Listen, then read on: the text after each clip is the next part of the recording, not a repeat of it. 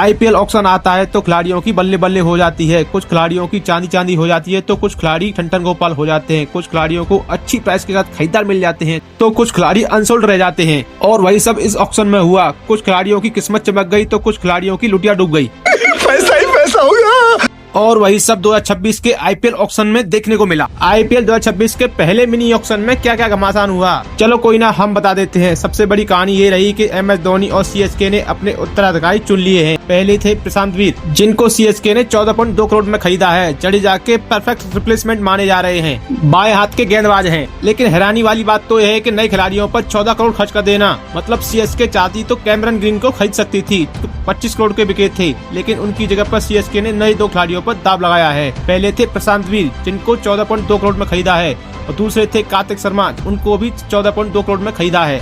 अब सीएसके ने इन दोनों खिलाड़ियों पर दाव लगाया है। अब इन दोनों पर सीएसके फैंस की जिज्ञासा बढ़ गई है। ये दोनों कौन हैं, कहां से आए हैं, क्या करते हैं, ये एक लंबी कहानी है। आसान शब्दों में बता दें तो कार्तिक शर्मा एमएस धोनी के रिप्लेसमेंट तौर पर आए हैं। संजू सैमसन की छत्र छाया में खिलाया जाएगा और भविष्य में धोनी के तौर पर तैयार कर लिया जाएगा। और आपके प्रशांत वीर जो हैं, वो रविंद्र जडेजा के रिप्लेसमेंट माने जा रहे हैं। ये भविष्य के रिप्लेसमेंट हैं। बात तो सही है। दोनों नए खिलाड़ी हैं और इनको सीएसके ने खरीदा है। हालांकि सीएसके जब जब नए खिलाड़ियों पर दाव लगाती है तो कई बार ऐसा होता है कि बहुत सारे पैसे उठा देती है। और ऐसे ही थे समीर रिजवी और पवन नेगी, इनका भी नाम हमेशा याद रखा जाएगा। लेकिन वो कंट्रीब्यूट नहीं कर पाए, आगे चल नहीं पाए। लेकिन इन दोनों नए खिलाड़ियों ने अच्छा खेला है। तो एक राजस्थान से है तो एक यूपी से है, और ये सबसे बड़ी कहानी है। लेकिन सबसे बड़ी हाईलाइट तो ये रही कि कैमरन ग्रीन को 25 करोड़ 20 लाख में खरीदा गया है। कैमरन ग्रीन को कोलकाता ने खरीदा है। हाँ, मतलब कैमरन ग्रीन इतने महंगे बिके हैं, ये कुछ ज्यादा नहीं है। हालांकि कैमरन ग्रीन की जेब में 25 करोड़ नहीं जाएगा, उनकी जेब में जाएगा 18 करोड़। बाकी के पैसे बीसीसीआई के फंड में जाएंगे। क्या बात कर रहे हैं? क्योंकि बीसीसीआई बहुत चालाक हो गई है। उनको पता था कि विदेशी आते हैं, मोटा पैसा लेते हैं, निकल जाते हैं, तो उन्होंने एक नया रूल ला दिया है कि बिको तुम चाहे 100 करोड़ के, तुमको मिलेगा 18 करोड़ ही, और बाकी का पैसा जाएगा बीसीसीआई के फंड में। लेकिन फिर भी कैमरन ग्रीन बहुत महंगे बिके हैं। पिछली बार वेंकटेश अय्यर पर बहुत सारा पैसा खर्चा किया गया था, कोलकाता ने खरीदा था। अब बात करते हैं दिल्ली की। दिल्ली ने 8.40 करोड़ में आकिब दार को खरीदा है। आकिब दार कश्मीर से आते हैं। कुछ लोग उन्हें उमरान मलिक कह रहे थे और तो कुछ मोहम्मद शमी कहते हैं, क्योंकि उमरान मलिक का कहीं आता पता नहीं है, कहाँ चलते हैं कहाँ नहीं। लेकिन ये एक अच्छे खिलाड़ी हैं। दिल्ली ने इन्हें खरीदा है। दिल्ली का पेस अटैक अब अच्छा हो गया है। जैकब डवी को आरसीबी ने 2 करोड़ का खरीदा है। वेंकटेश अय्यर को आरसीबी ने 7 करोड़ का खरीदा है, जो पिछली बार 23 करोड़ को बिके थे। और ये एक अच्छी डील है आरसीबी के हित से, और ये आरसीबी के लिए एक अच्छा फैसला है। सस्ते मिल गए वेंकटेश अय्यर, और एक फायदेमंद सौदा है। आखिरी में जॉस इंग्लिश बिके हैं, जिन्हें लखनऊ ने 8.60 करोड़ में खरीदा है, जो एक जबरदस्त फैसला है लखनऊ के लिए। हालांकि ये पूरा सीजन नहीं खेलेंगे, लेकिन ये भविष्य के लिए एक अच्छा फैसला हो सकता है लखनऊ के लिए। सीएसके ने राहुल चहर को 5.2 करोड़ में खरीदा है। अब जडेजा नहीं है, अश्विन नहीं है, तो सीएसके को अपने फ्यूचर के लिए एक एक्सपीरियंस स्पिनर की जरूरत थी, और वो राहुल चहर के पास है। अब सीएसके को कितना फायदा हुआ कितना नहीं, वो आगे देखा जाएगा।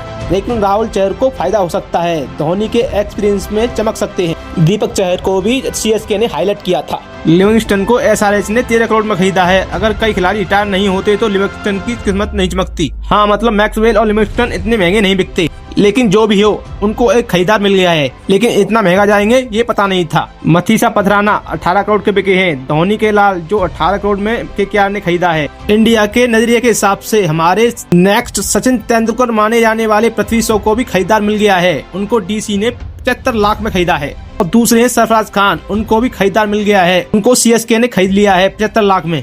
मुंबई के 2 खिलाड़ी जो पिछले सीजन अनसोल्ड रहे थे, इस सीजन में दोनों को खरीदार मिल गया है। बांग्लादेश के मुस्तफिजुर रहमान को कोलकाता ने 9.2 करोड़ में खरीद लिया है।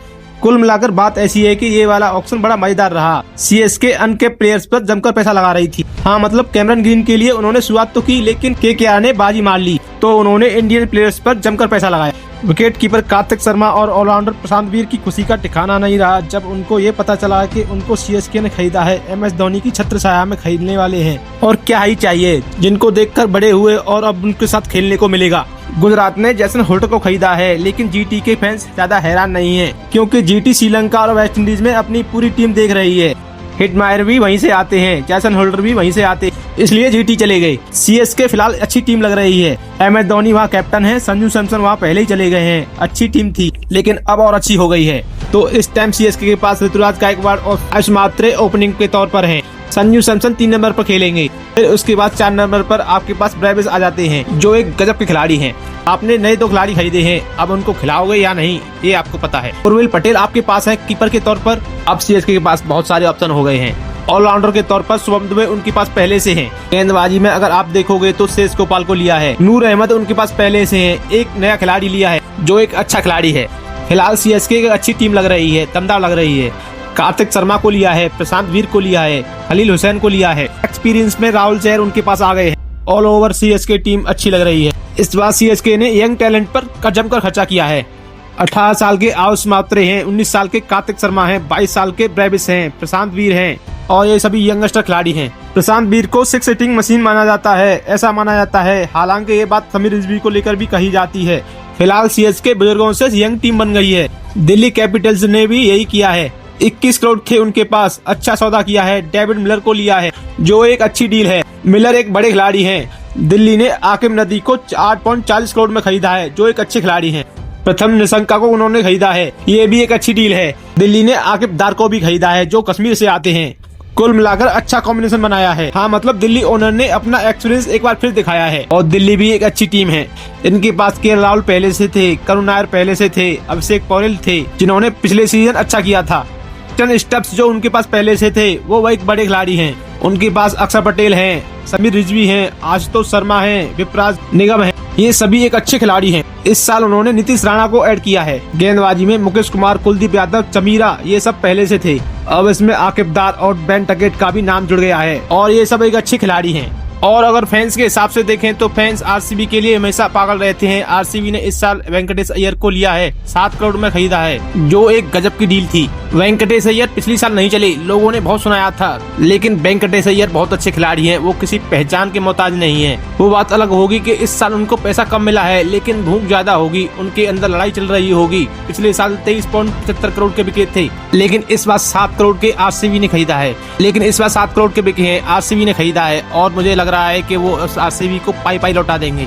7 करोड़ में आरसीबी ने उन्हें पिक किया है, लेकिन वेंकटेश अय्यर बहुत खुश होंगे। वेंकटेश अय्यर को बहुत मजा आने वाला है। वेंकटेश अय्यर रजत पाटीदार के अच्छे दोस्त हैं, दोनों की अच्छी बनती है। वेंकटेश अय्यर अच्छा खेले थे, जिस साल जीते थे, हर साल वो अच्छा करते थे, खासकर आरसीबी के सामने। मंगेश यादव, आरसीबी ने उन्हें 5.2 करोड़ में खरीदा है और एक अच्छी डील है आरसीबी के लिहाज से। आरसीबी की टीम पहले अच्छी थी, लेकिन अब और अच्छी हो गई है। हाँ, मतलब देवदत्त पडिक्कल, विराट कोहली, रजत पाटीदार, जो मुझे लगता है कि जो ये पडिक्कल का स्लॉट था जो थोड़ा सा कमजोर रहता था, वहाँ पे शायद वेंकटेश अय्यर को खिलाया जाए देवदत्त पडिक्कल की जगह पे, क्योंकि फिल सॉल्ट और विराट कोहली ओपन करेंगे।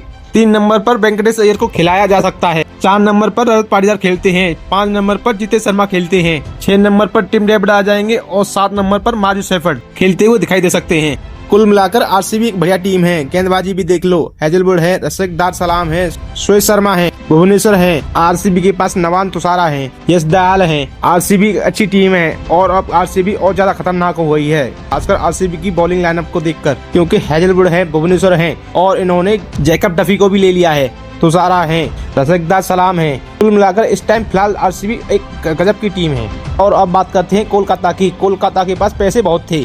वेंकटेश अय्यर को रिलीज करके बहुत पैसा आया था, लेकिन मुझे लगता है उन्होंने बहुत सारा पैसा फालतू खर्च कर दिया। कैमरन ग्रीन को 25 करोड़ में खरीदा है, जो बहुत महंगे लग रहे हैं। कैमरन ग्रीन में चालाकी से अपने आप को बैट्समैन के स्लॉट में डाला था, इसलिए इतने महंगे बिके हैं। 25 करोड़ के बिके हैं। पथराना 18 करोड़ के बिके हैं कि क्या ने खरीदा है। इन्होंने मुस्तफिजुर को लिया है, फिन एलन को लिया है, जो एक अच्छे खिलाड़ी हैं। राहुल त्रिपाठी को लिया है, रचित रविंद्र को लिया है। लखनऊ ने 2 खिलाड़ी लिए हैं, एक हसरंगा, दूसरा एंड्रिक नोकिया, और दोनों ही अच्छे खिलाड़ी हैं। मुंबई ने कुंटल टिकॉक को लिया है, 1 करोड़ में लिया है, जो कि बहुत ही सस्ता सौदा हुआ है। और क्या चाहिए इतने में। मुंबई की टीम पहले से अच्छी थी, लेकिन इनके आने से और अच्छी हो जाएगी।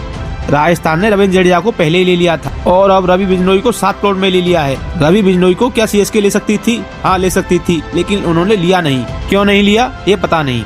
एसआरएच ने आखिरी में लियाम लिविंगस्टन को खरीदा है। अब मुझे ये समझ नहीं आ रहा है ये क्या चाहते हैं, क्या बवाल करना चाहते हैं, कुछ समझ नहीं आ रहा है। एसआरएच पहले से ही खतरनाक टीम थी, बहुत हाई वोल्टेज प्लेयर थे इनके पास, अब इनको भी ले आए हैं और ऊपर से रियान रिकल्टन को भी ले आए हैं। मतलब बवाल मचाने वाले हैं। जैसे आपके हिसाब से कौन सी टीम सबसे ज्यादा खतरनाक है, कौन सी टीम इस बार सबसे ज्यादा बवाल करने वाली है, कौन सी टीम इस बार IPL की ट्रॉफी उठाने वाली है, क्या लगता है आपको? इस पे आपकी राय क्या है? कमेंट करके जरूर बताना। साथ ही वीडियो को लाइक करना एंड चैनल को सब्सक्राइब जरूर कर देना। Thank you for watching. Bye bye. जय हिंद।